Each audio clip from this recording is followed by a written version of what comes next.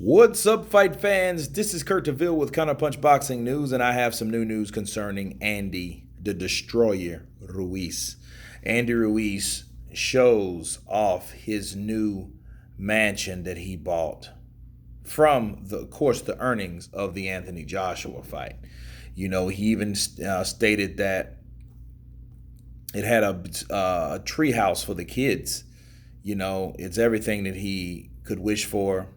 It's a fantastic house. He loves it, most importantly. And these are the type of things that happen when you do the unexpected. You got to take your hat off to Andy Ruiz. You know, he's done a miracle. He's made history. Me counterpunching this, I'm happy for Andy. He deserves these type of things when he does the things that people didn't expect to do, other people were afraid to do or apprehensive to do. He did. Now we know it's still a backward and forwards debate on where the fight would be, but this is evidence that it could show him as well as anyone else. If you were so fortunate to make that type of money and you beat the person that was favored to win, that made a whole hell of a lot more than you, but you upset that guy, and everything you've got from that fight, you're reaping the benefits. Anywhere between commercials, president conversations and introduction and meetings, buying mansions, buying your mom mansions, buying other people things, you know, having a parade for yourself. My thing is, shouldn't he want to fight the second fight as fast as possible? I mean, these things happened because he fought the cash cow in the division, which was Anthony Joshua. He upset that man. He beat that man. He showed that man what his boxing IQ was. He showed that man how you should never underestimate him. He showed that man a lot that night. So my thing is, regardless of how expensive the house is, I don't think he's an idiot. I don't think he would spend $3 million on a house. But of course, this is California. I don't know how much it is, but I'm pretty sure he has a lot left. Well, I heard him in the video, and he was saying things like, man, I love this house. And the way he said it led me to believe that he's fallen in love with the position that he has. So it's imperative for me outside looking in, for this guy, that he needs to fight that fight with Anthony Joshua as fast as possible, get that underway before people begin to be impatient. And that's what I see that's happening. All the things that he say that he has is because of one fight.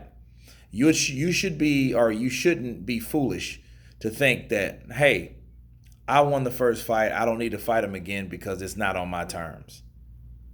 He would be a fool to think that. Because of everything that he has, he owes it all to that particular fight, that particular night. He should want only more than to do the same thing, if not better, than he did in the first fight. Because we already know that he's in love with the things that he was blessed with, the things that he obtained, the things he's able to buy, right? Well, it seems like to me, the last thing you want to do is fight over a fucking venue. Get your money, get what you remembered you having the last time. And I think it could be a good omen and a good learning experience for Ruiz. See, if Ruiz wins, he could understand what to expect. So if let's say he beats Joshua, right? If he beats Joshua, wherever it's at, he's gonna want the unification. If that's either Tyson Fury or that's Deontay Wilder, whichever wins out of those guys, or it could be Luis Ortiz, right? So he's going to expect a certain amount, right?